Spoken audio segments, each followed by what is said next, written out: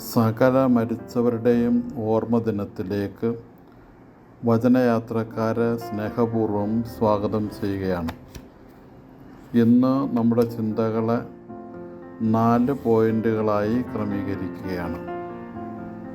ആമുഖമായി 2 കവിതകളുടെ ഏതാനും വരികൾ ഒരുപക്ഷെ മരിക്കുന്നവർക്ക് ആ അവസരത്തിലുണ്ടാകാവുന്ന ചില ചിന്തകളാണിത്. സ്നേഹമോടൻ താതൻ വിളി കേട്ടു ഞാൻ പോകുന്നിതാ, കണ്ടൊരു വാക്ക് മിണ്ടുവാനായില്ല, കണ്ണീരോടെ വിട ചൊല്ലുന്നേൻ. കണ്ടൊരു വാക്ക് മിണ്ടുവാനായില്ല, കണ്ണീരോടെ വിട ചൊല്ലുന്നേ. ഇതായിരിക്കും ഒരുപക്ഷെ ഈ ലോകത്തു നിന്ന് പോകുന്നവർക്ക് അവസാനം പറയാതെ പറഞ്ഞു പോകുന്ന വരികൾ. 1. മരണം ദൈവത്തിലേക്കുള്ള യാത്രയാണ്.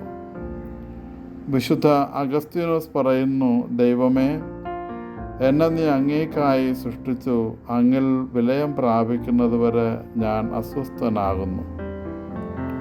ദൈവം തന്നു, ദൈവമെടുത്തു, ദൈവത്തിൻ്റെ നാമം വാഴ്ത്തപ്പെട്ടതാകട്ടെ എന്ന ജോബിൻ്റെ ചിന്ത കൂടെ ഇതോട് നമുക്ക് ചേർത്ത് വയ്ക്കാം. മനുഷ്യജീവിതം ദൈവത്തിലേക്ക് എത്തിച്ചേരാനുള്ള ദൂരമാണ്. ദൂരപരിധി 70 ഏറിയാൽ 80.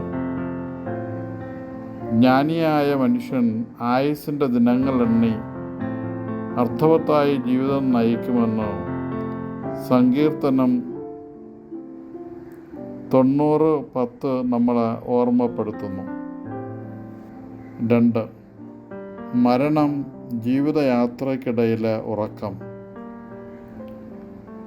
ദൈവത്തിലേക്കുള്ള യാത്രയ്ക്ക് ഉറക്കം അനിവാര്യമാണ്. അമ്മയുടെ ഗർഭപാത്രത്തിൽ നിന്ന് വന്ന് ദൈവത്തിങ്കലേക്കുള്ള യാത്രയ്ക്ക് ഭൂമിയുടെ ഗർഭപാത്രത്തിലൂടെ കടന്നു പോകണം. അതിന് ഉറക്കം ആവശ്യമാണ്. ലാസറിൻ്റെയും ഭരണാധികാരിയുടെയും മകളുടെയും മരണത്തെ യേശു പറഞ്ഞത് അവർ ഉറങ്ങുന്നുവെന്നാണ്. 3. മരണം നിത്യസമ്മാനം, നിത്യനരകം, ശുദ്ധീകരണം ഇവ തീരുമാനിക്കുന്നു.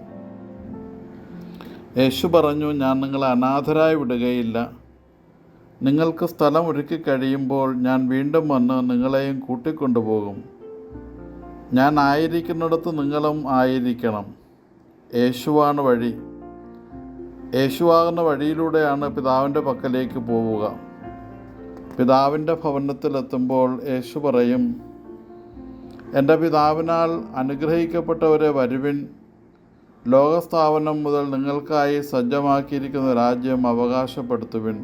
കാരണം വിശക്കുന്നവൻ ആഹാരമായും ദാഹിക്കുന്നവൻ വെള്ളമായും, പരദേശിയെ സ്വീകരിച്ചും നഗ്നനെ ഉടുപ്പിച്ചും, രോഗിയെ സന്ദർശിച്ചും, കാരാഗൃഹവാസിയെ സന്ദർശിച്ചും, അപ്പവും വസ്ത്രവും പങ്കുവച്ചും, ആജ്ഞാപിച്ചിട്ടുള്ളതിൽ കൂടുതൽ ഈടാക്കാതെയും, ആരെയും ഭീഷണിപ്പെടുത്താതെയും, വ്യാജമായ കുറ്റാരോപണം നടത്താതെയും, കിട്ടുന്ന വേതനം കൊണ്ട് തൃപ്തിപ്പെട്ട് ജീവിക്കുന്നവരാണ് അനുഗ്രഹീതർ.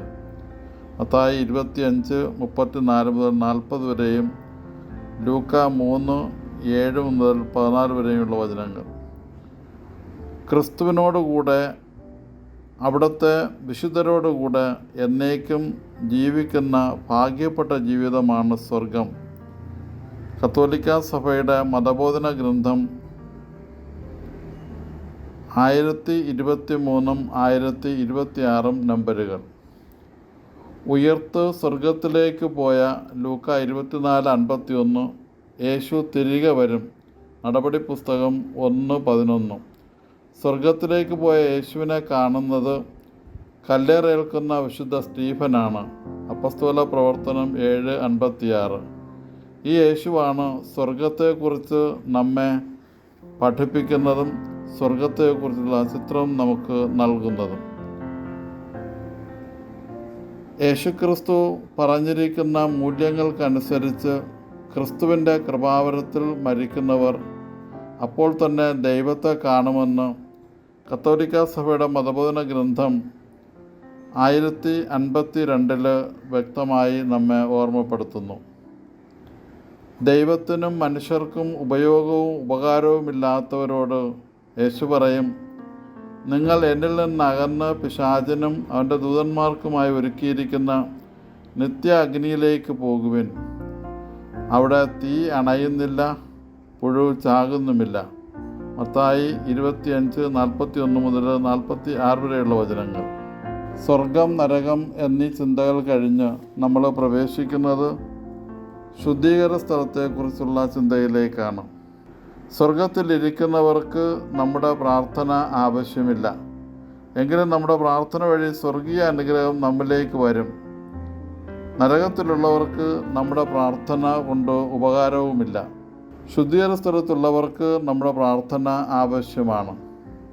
നമുക്ക് 4-ാമത്തെ ഭാഗത്തേക്ക് പ്രവേശിക്കാം. ശുദ്ധീകര സ്ഥലം.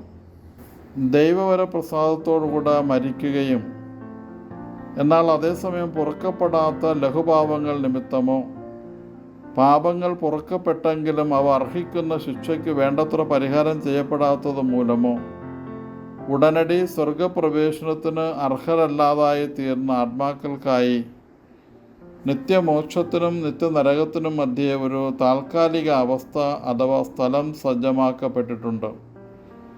ഇതിനാണ് കത്തോലിക്കാ സഭയുടെ പ്രബോധനമനുസരിച്ച് ശുദ്ധീകര സ്ഥലമെന്ന് പറയുന്നത്.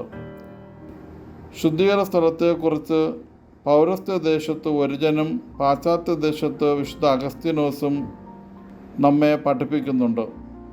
മഹാനായ വിശുദ്ധ ഗ്രിഗറി ഈ സിദ്ധാന്തങ്ങൾക്ക് ശരിയായ ഒരു രൂപം നൽകി അവ കൂടുതൽ വ്യക്തമാക്കുകയും വിശ്വസിക്കേണ്ട ഒരു സത്യമായി അതിനെ അവതരിപ്പിക്കുകയും ചെയ്തു. ലിയോൺസ് 2ാമത്തെ കൗൺസിലിലും ഫ്ലോറൻസ് കൗൺസിലിലും സമ്മേളിച്ച സാർവത്രിക കൗൺസിലുകൾ ഇതൊരു വിശ്വാസ സത്യമായി സ്ഥാപിച്ചു. ശുദ്ധീകര സ്ഥലത്തെ ആത്മാക്കൾ അഗ്നിയാൽ ശുദ്ധീകരിക്കപ്പെടുന്നു എന്ന വസ്തുത കൗൺസിലുകൾ ഊന്നിപ്പറഞ്ഞു. വിശുദ്ധ തോമസ് അക്വിനാസ് പറയുന്നു, സ്വർഗത്തിലോ നരകത്തിലോ ആയിരിക്കുന്ന ആത്മാക്കൾക്ക് വേണ്ടി പ്രാർത്ഥിക്കുവാൻ നമ്മോട് ആവശ്യപ്പെടുന്നില്ല. ആകയാൽ നീതിമാന്മാരുടെ ആത്മാക്കൾ ഭൂമിയിൽ വച്ച് അവർ തീർത്തിട്ടില്ലാത്ത കടം മരണശേഷം തീർക്കുന്ന ഒരു സ്ഥലമുണ്ടായിരിക്കണം. പരലോകത്തിൽ മോചിപ്പിക്കപ്പെടുന്ന ചില പാപങ്ങളുണ്ടെന്ന വസ്തുത ക്രിസ്തു തന്നെ വെളിപ്പെടുത്തിയിട്ടുണ്ട്. ഈ ലോകത്തിനും വരുവാനിരിക്കുന്ന ലോകത്തിനും പരിശുദ്ധാത്മാവിനെതിരായുള്ള ദൈവദൂഷണം പൊറുക്കപ്പെടുകയില്ല. മത്തായി 12:26, 5:26, കൊറിന്തോസ്യർക്ക് 1 ലേഖനം 3:10 മുതൽ 13 വരെ. ശുദ്ധീകര സ്ഥലത്തിലെ പീഠകളെക്കുറിച്ച് മനസ്സിലാക്കുമ്പോൾ ഇവിടെയാണ് ആത്മാവ് ശുദ്ധീകരിക്കപ്പെടുന്നു എന്ന് നാം മനസ്സിലാക്കുന്നത്. ദൈവത്തെ ദർശിക്കാൻ കഴിയാത്തതിലുള്ള അത്യുഗ്രമായ മനോവേദനയിലാണ് ശുദ്ധീകരണം നടക്കുന്നത്. ദൈവനഷ്ടത്തിൽ നിന്ന് ഉത്ഭൂതമാകുന്ന ഈ ദുരവസ്ഥയത്ര പീഡകളിൽ വച്ച് ഏറ്റവും ഘോരമായിട്ടുള്ളത്. എന്നാൽ സ്വർഗത്തിൽ എത്തിച്ചേരാമെന്ന ചിന്ത ആത്മാവിന് ആനന്ദമരുളും. ശുദ്ധീകര സ്ഥലത്തെ വേദന ഭൂമിയിലെ എല്ലാ വേദനയേക്കാളും വലുതാണ്. ഇതാണ് പാരമ്പര്യ പ്രബോധനവും ദൈവവിജ്ഞാനവും പഠിപ്പിക്കുന്നത്. വിശുദ്ധ അഗസ്റ്റിൻ്റെ വാക്കുകളിൽ, ആ തീ ഭൂമിയിൽ സഹിക്കാവുന്ന സകല വേദനകളെക്കാളും വേദനാജനകമായിരിക്കും. വിശുദ്ധ ഇസിദോറും ഇതേ സന്ദേശം തന്നെയാണ് നൽകുന്നത്. ശുദ്ധീകര സ്ഥലത്തിലെ ഏറ്റവും ലഘുവായ വേദന ഈ ജീവിതത്തിലെ ഏറ്റവും ഉഗ്രമായ ക്ലേശങ്ങളെക്കാളും വലുതായിരിക്കും. ശുദ്ധീകര സ്ഥലത്ത് വേദന അനുഭവിക്കുന്ന ആത്മാക്കളോട് നാം ചെയ്യുന്ന സഹോദര സ്നേഹപ്രവൃത്തി പുണ്യവാന്മാരുടെ ഐക്യത്തിലേക്ക് നമ്മെ നയിക്കുന്നുവെന്ന് 2ാം വത്തിക്കാൻ സുനോദോസിൻ്റെ ജനിതകളുടെ പ്രകാശം 50ാമത്തെ ഖണ്ഡികയിൽ നമ്മെ ഓർമ്മപ്പെടുത്തുന്നുണ്ട്.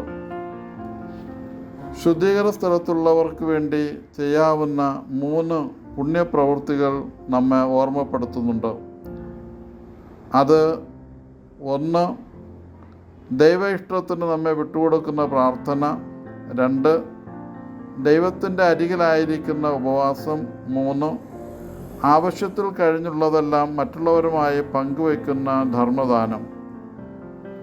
ഈ ഒരു ജീവിതശൈലി നാം രൂപപ്പെടുത്തുമ്പോൾ കത്തോലിക്ക സഭ ഈ നവംബർ മാസം 1-ാം തീയതി മുതൽ 8-ാം തീയതി വരെ ശുദ്ധീകരണ സ്ഥലത്തുള്ള ആത്മാക്കൾക്ക് പൂർണ്ണ ദണ്ഡവിമോചനം അനുവദിച്ചിരിക്കുന്നു എന്നുള്ള കാര്യവും നാം ഓർക്കണം. അതിനായി മേൽപ്പറഞ്ഞ തീയതികളിൽ 2 കാര്യങ്ങൾ ചെയ്യണമെന്ന് സഭ നമ്മെ ഓർമ്മപ്പെടുത്തുന്നു. 1, സെമിത്തേരി സന്ദർശിച്ച് മൗനമായി മരിച്ചവർക്ക് വേണ്ടി പ്രാർത്ഥിക്കുക. 2, ദൈവാലയമോ ചാപ്പലോ സന്ദർശിച്ച് ഭക്തിയോടെ സ്വർഗസ്ഥനായ ഞങ്ങളുടെ പിതാവേ എന്ന ജപവും വിശ്വാസ പ്രമാണവും ചൊല്ലി പ്രാർത്ഥിക്കുക. 2 മക്കബായർ 12:46 മരിച്ചവർക്ക് വേണ്ടി പ്രാർത്ഥിക്കുന്നത് നാം വായിക്കുന്നുണ്ട്. അതുപോലെ തന്നെ മരിച്ചവർക്ക് വേണ്ടി ദിവ്യബലി അർപ്പിച്ച് പ്രാർത്ഥിക്കണമെന്ന് ട്രെന്തോസ് കൗൺസിലിൻ്റെ 25-ാം സെക്ഷൻ ഡിക്രി 1563 നമ്മൾ വായിക്കുന്നുണ്ട്. വിശുദ്ധ മോനിക്ക പുണ്യവതി തൻ്റെ മകനായ വിശുദ്ധ അഗസ്തീനോസിനോട് ഒരു കാര്യം മാത്രമേ ആവശ്യപ്പെടുന്നുള്ളൂ: മകനെ, നീ ബലിപീഠത്തിൽ നിൽക്കുമ്പോൾ എന്നെ ഓർമ്മിക്കുക.